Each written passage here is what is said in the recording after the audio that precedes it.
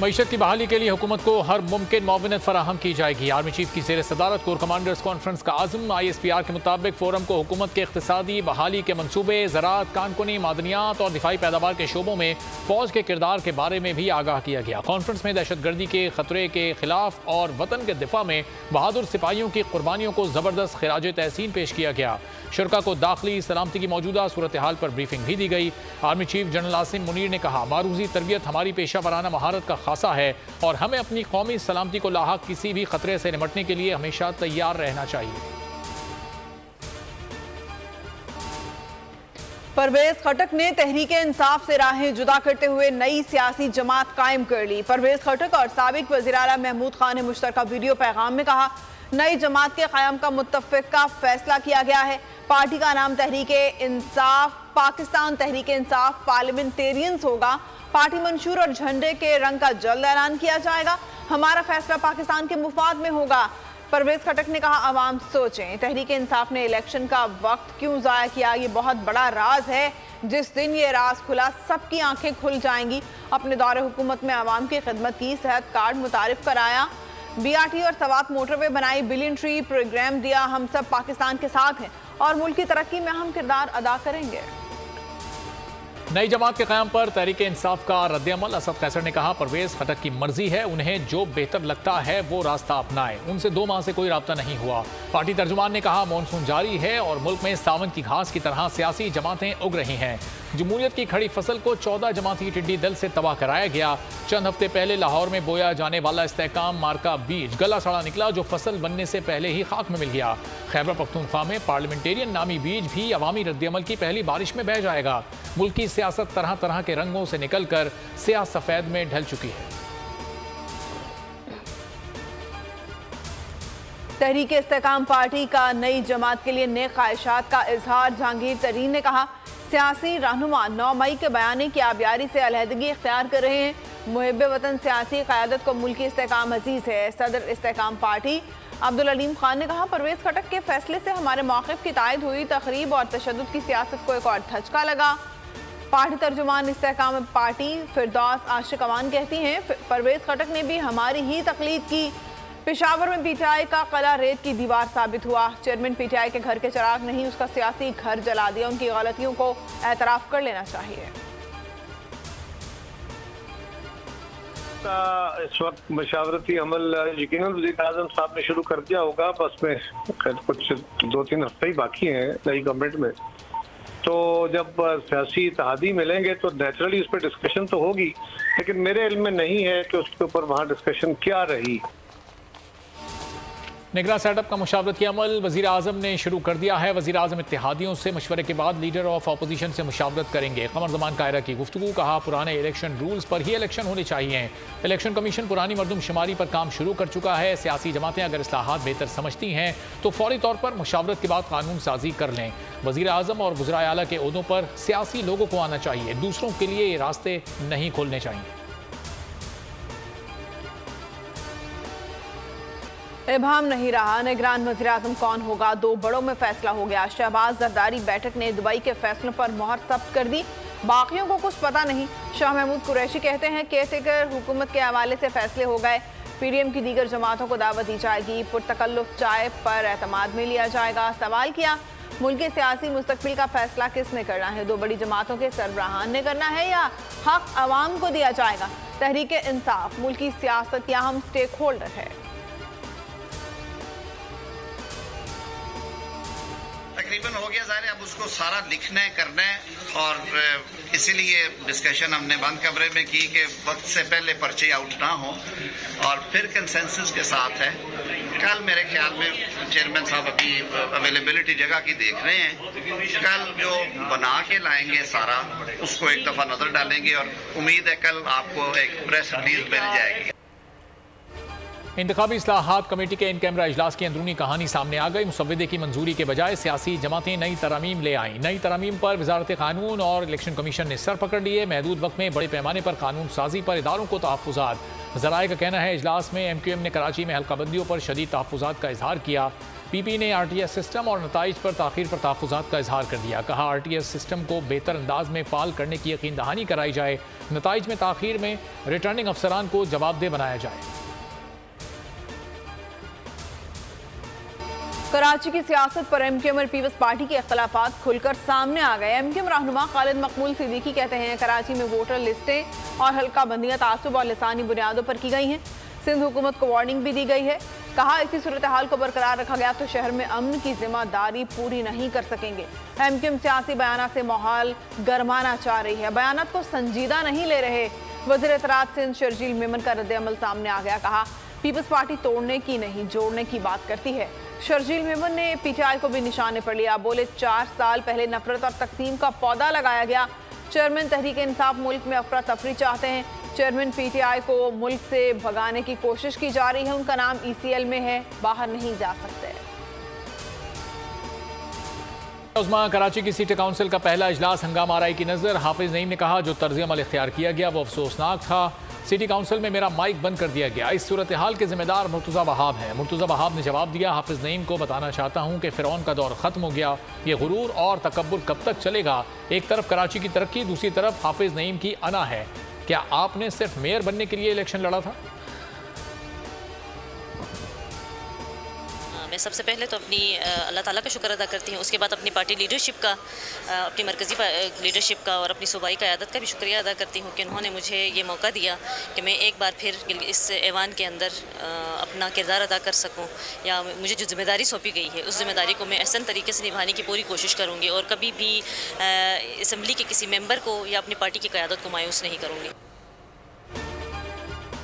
Deputy speaker Gilgit Baltistan assembly का इंतखाब peoples party की सादिया दानिश बिला मुकाबला मुंतखब हो गई।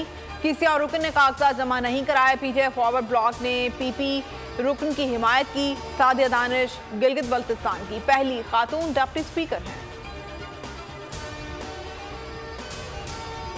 वफाकी हुकूमत ने मिलिट्री कोर्ट्स में ट्रायल के खिलाफ केस में एक बार फिर फुल कोर्ट बनाने की इस्तदा कर दी। हुकूमत ने तहरीरी जवाब सुप्रीम कोर्ट में जमा करा दिया। 31 सफ़ात पर मुश्तमिल जवाब अटॉर्नी जनरल ने जमा करवाया, मौक़िफ़ इख्तियार किया। फ़ौजी अदालतों के खिलाफ अदालत उज़्मा में दायर करदा दरख्वास्तें काबिल समात नहीं हैं क्योंकि दरख्वास्त गुजारों ने हाई कोर्ट्स के बजाय बराह रास्त सुप्रीम कोर्ट से रुजू किया। आर्मी एक्ट और ऑफिशियल सीक्रेट एक्ट आईन पाकिस्तान में पहले से मौजूद हैं जिन्हें आज तक चैलेंज नहीं किया गया। इन एक्ट के तहत उठाए गए तमाम इक़दाम कानून के मुताबिक दुरुस्त हैं। सुप्रीम कोर्ट बराह रास्त केस को ना सुने क्योंकि अगर सुप्रीम कोर्ट ने दरख्वास्तें खारिज कर दी तो मुतासरा फरीक़ैन का लाहौर हाई कोर्ट में हक मुतासर होने का अंदेशा है।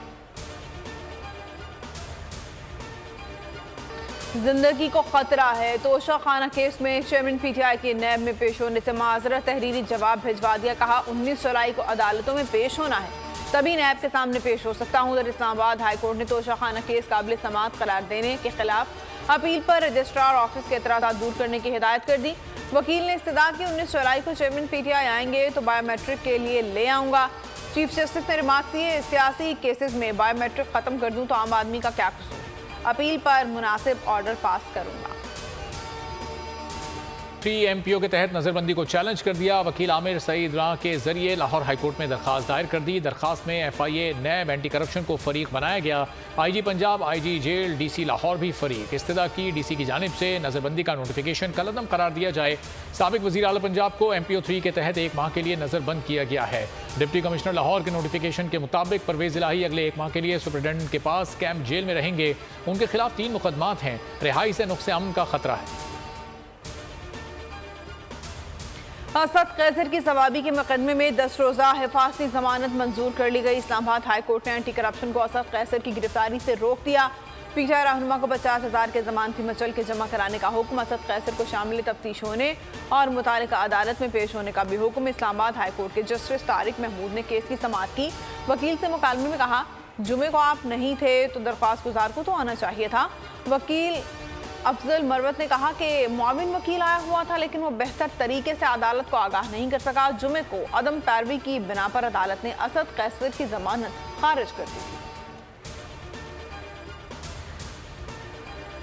गैर कानूनी कर्जा एप्लीकेशन के खिलाफ सख्त कार्रवाई का आगाज। चेयरमैन PTA को हिदायत जारी। वफाकी वजीर IT अमीनुल हक कहते हैं अब तक 43 एप्लीकेशन को ब्लॉक कर दिया। इस तरह की company securities and exchange commission में रजिस्टर्ड होती हैं। PTA के कार्रवाइयों में SECP से भी मुशावरत और मुआवनत शामिल है। अमीनुल हक का कहना था फेसबुक और दीगर सोशल मीडिया प्लेटफॉर्म्स के जरिए कर्जा देने वाले सादा लॉ अफराद को ब्लैकमेल कर रहे हैं। सार्फिन की आगाही के लिए मुहिम भी चलाई जाए ताकि वो इस तरह की ब्लैकमेलिंग माफिया का शिकार ना बन सके।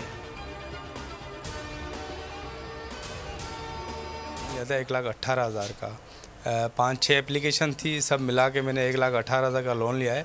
लेकिन मुझे तब पता चला कि 5-6 दिन के अंदर रिटर्न करने।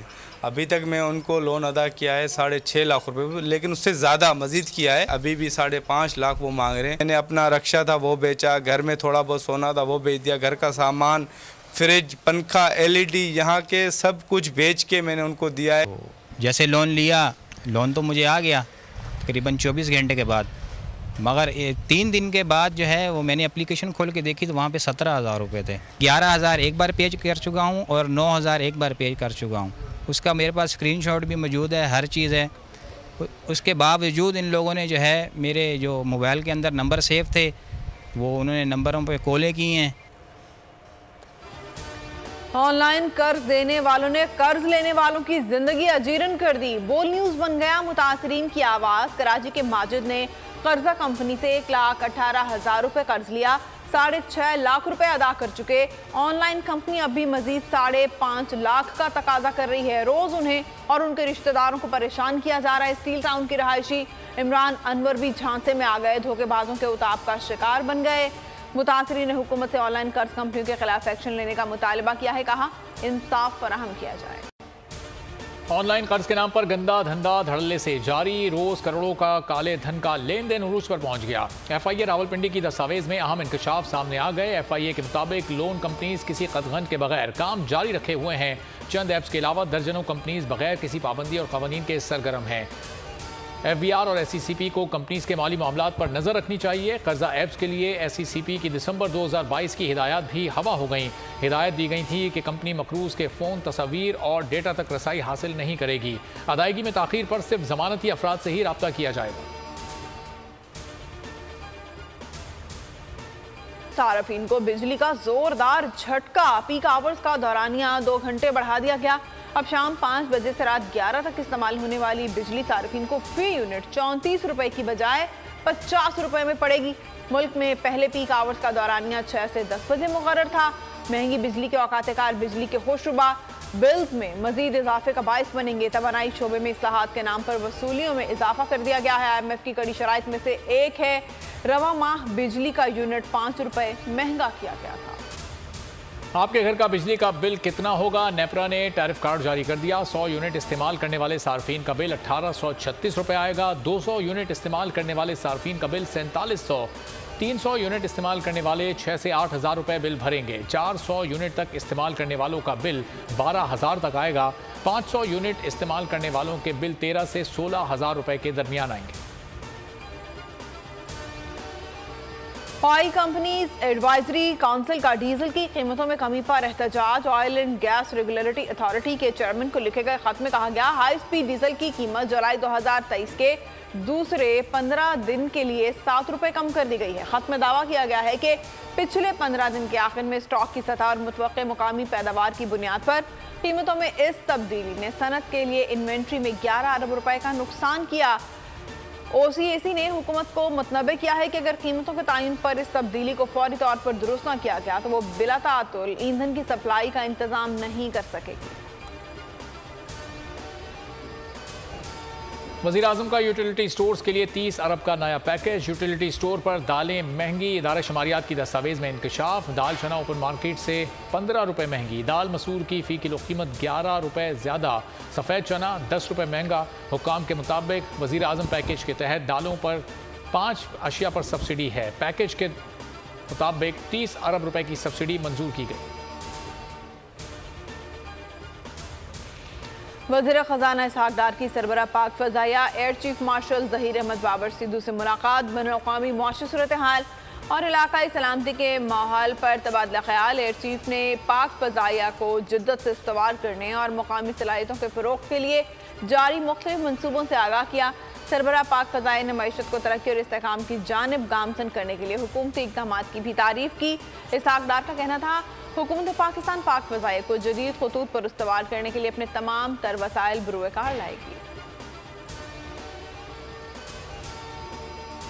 ख़िलाफ़े काबा की तैयारी मुकम्मल। यकम मुहर्रम को नए इस्लामी साल के आगाज़ पर तब्दील किया जाएगा। ख़िलाफ़े काबा की तैयारी में 120 किलो सोना, 100 किलो चांदी और 670 किलो रेशम इस्तेमाल किया गया।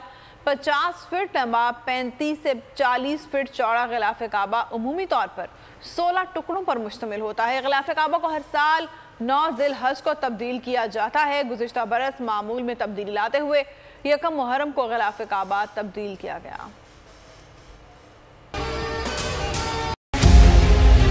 मुल्क मुस्तहकम मईशत की तरफ गामज़न। स्टॉक एक्सचेंज भी मुस्बत रुख दिखाने लगा। मईशत की सूरत हाल बेहतरी की तरफ जा रही है। हम IMF के कर्जा मिलने के बाद इस सूरत हाल को बेहतर मजीद कैसे कर सकते हैं? कर्ज बहाली के रोशन इम्कान। बोल ने निभाई अपनी सहाफती जिम्मेदारियां। महंगाई से परेशान आवाम के लिए उठाई आवाज। रिपोर्टर और इक़्तिसादी माहिरीन के सबसे बड़े पैनल के साथ बोल की मिशन मईशत की सबसे बड़ी ट्रांसमिशन 63% आवाम ने देखी अपनी स्क्रीन पर। अगर 21वीं सदी की हम इंडस्ट्री की कोई बात करें तो उसमें फिर इंफॉर्मेशन टेक्नोलॉजी जो है वो टॉप पर आती है। अपनी रवायात को बरकरार रखते हुए बोल अवामी मसाइल को उजागर करने में सबसे आगे। देखिए बोल की अगली ट्रांसमिशन में मोबाइल लोन ऐप का बड़ा स्कैम कैसे हुआ बेनकाब। साइबर क्राइम सर्कल रावलपिंडी की मुख्तलिफ इलाकों में कार्रवाइयां। ब्लैक मेलिंग में मुलविस ऑनलाइन लोन ऐप्स के 9 मुल्जिमान गिरफ्तार कर लिए गए हैं। अगर इस स्कैंडल से मुताल्लिक आपके पास हैं हक़ाइक़ तो बनिए बोल इन्वेस्टिगेशन का हिस्सा। आपकी शनाख्त और तमाम तर मालूमात खुफिया रखी जाएंगी, तो बस हमें ईमेल करें या व्हाट्सएप करें 0337 0310 377। सब्सक्राइब करें और बेल दबाएं ताकि कोई खबर रह न जाए।